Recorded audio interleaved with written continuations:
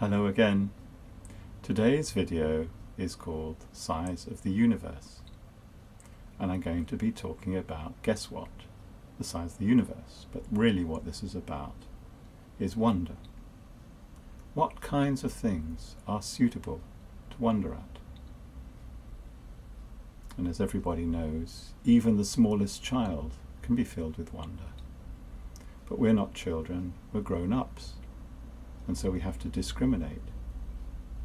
And one of the constant themes in my book, Philosophizer's Bible, and this is the 19th chapter in case you haven't been following the videos, one of the constant themes is it's all about the wonder. What is there to wonder at? And the size of the universe is held to be one of the things worthy of wonder. And that's something I'm going to question in this chapter. As odd as that may seem, I'm actually going to state as a fact that the universe is not that large. And before you fall about laughing, wait till you hear my argument, and then you'll see. And I could also add that the great philosopher Hegel said something similar, somewhere in his Greater Logic, which I've only read once. I mean, you have to be a masochist to want to read it more than once. But it's somewhere in there. I wouldn't be able to find it if I looked. But he basically says that there's something much bigger than the universe, and that's the absolute. And the absolute, the size of the absolute, isn't a physical size, it's something else entirely. It's a different order of being entirely. We're considering the universe in a completely different way. And that's what I'm trying to get you to do in these chapters, in these videos, is see the universe in a different way. And I know for many of you, the penny just hasn't dropped yet. And if that's the case, you know, obviously I admire you for your tenacity in continuing to watch these, even though you can't quite work out where this is going or what it's about.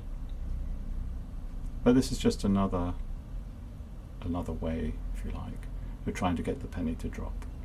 And in the next chapter I'm going to talk about the notion that things fall down, or the notion that the earth is round, and that again will be a way of trying to get you to see things differently. So I shall begin, and let's see where it goes. Look at that. Way more than halfway through now. Size of the universe. The universe is very big, we're told, bigger than you can possibly imagine. Douglas Adams puts the point nicely. Quote, "Space is big. You just won't believe how vastly, hugely, mind-bogglingly big it is. I mean, you might think it's a long way down the road to the chemists, but that's just peanuts to space." Unquote. That's from The Hitchhiker's Guide to the Galaxy. I don't remember the first time I was told how big space was. It could have been around the same time I noticed that I could see my own nose. That was the last chapter. Our teacher drew a giant circle on the blackboard in chalk and told us, "That is the universe." And there we are, and drew a tiny, tiny speck inside the circle. I had to be told, because it's something you can't just see for yourself. In a recent documentary on the search for the Higgs boson, that's in Particle Fever, it's a wonderful film, you must watch it. In a recent documentary on the search for the Higgs boson, a respected physicist, po-faced, tells the camera how, as a high school graduate, he was first won over to physics and cosmology by his wondrous discovery of the immense size of space. When you look up at the sky, how far away do the clouds or the sun or the moon or stars look? Impossible to say. But if you watch birds flying high into the air, you get some idea. The tiny dots disappearing into the blue expanse of the sky are far, far away. There's something poetic in that, something that does genuinely move me. When I ask myself, why am I moved? It has to do with presence and absence. Normally, a thing is either present in your environment or absent. Only at certain times are we granted the privilege of actually looking on as what is or was present becomes absent when it leaves us, when it has not merely become hidden from view or gone round a corner, but gone, really gone. The notion that the universe is very big is sheer nonsense, of course. Big in relation to what? There are different kinds of bigness. The transcendence of other times, the impossibility of solving the conundrum whether past events are really real or not, isn't a matter of size or number. It's a metaphysical wall, a cosmic stop sign, an absolute. Whereas the actual size of the universe is just a question only for physics. Somewhere in his Greater Logic, Hegel says something similar about this.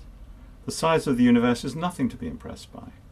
Nothing that is empirically given could ever deserve the admiration and wonder the Hegelian idealist reserves for the absolute. The rest is mere contingency, mere detail. At school we used to play the game, who can think of the biggest number? 1,000,000 to the power of 1,000,000 times was the starting point.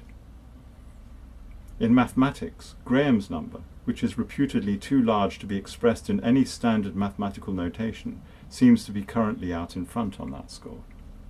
You can look that up in Wikipedia. The universe is tiny by comparison. Its radius is of the order of 10 to the power of 44 meters. We human apes are too easily impressed by size. Cathedrals impress us. Well, I'm sorry that I have to read this today after Notre Dame, but just a horrible coincidence. That is, of course, their purpose. St. Peter's Basilica, for example. You could argue that the Large Hadron Collider is big for a reason, not just to impress, but no one thinks of that when they visit the greatest cathedral to science ever built. Or a bigger ape. The case could be made that our capacity to be impressed by size is an invaluable survival trait. Don't even think of starting a fight with that. Aestheticians talk about the beautiful and the sublime. What is sublime? The very notion is absurd.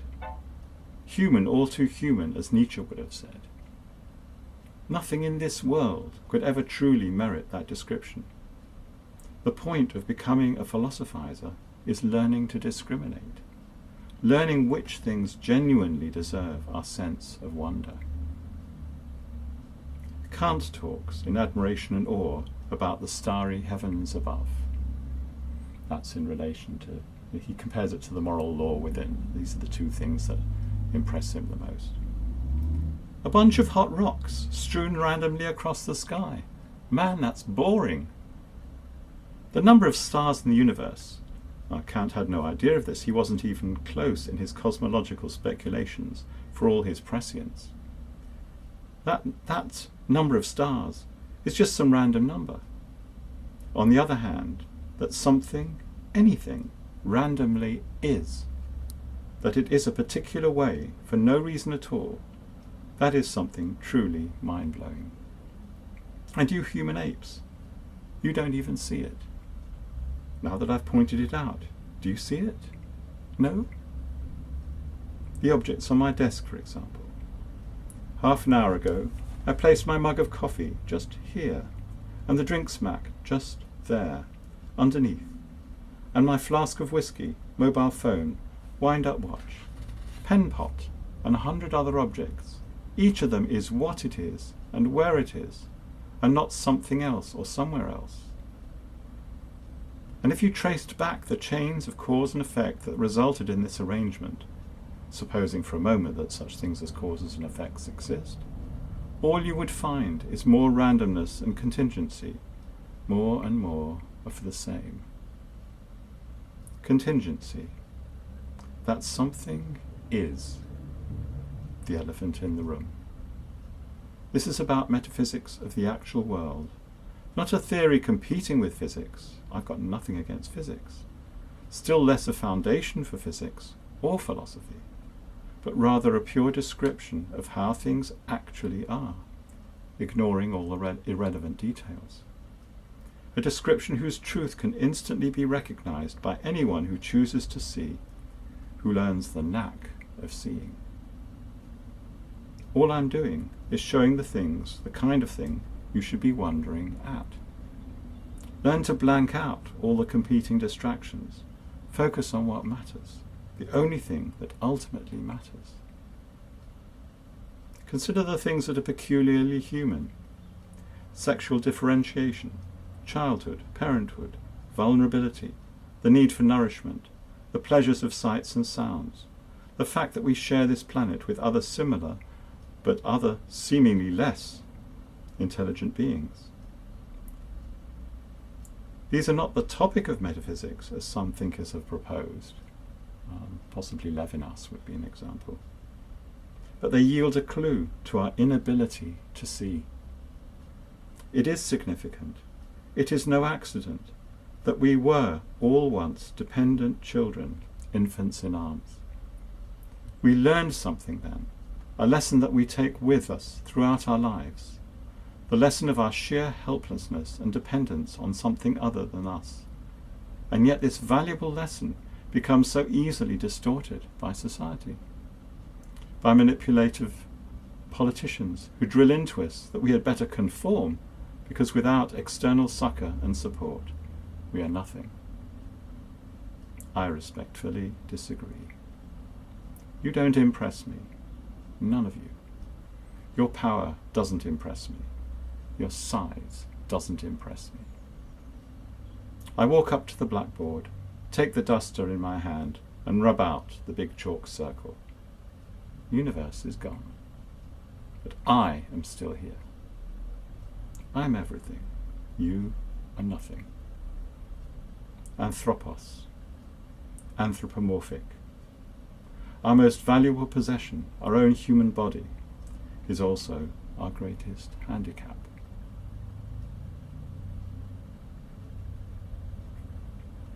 We'll have to repeat that.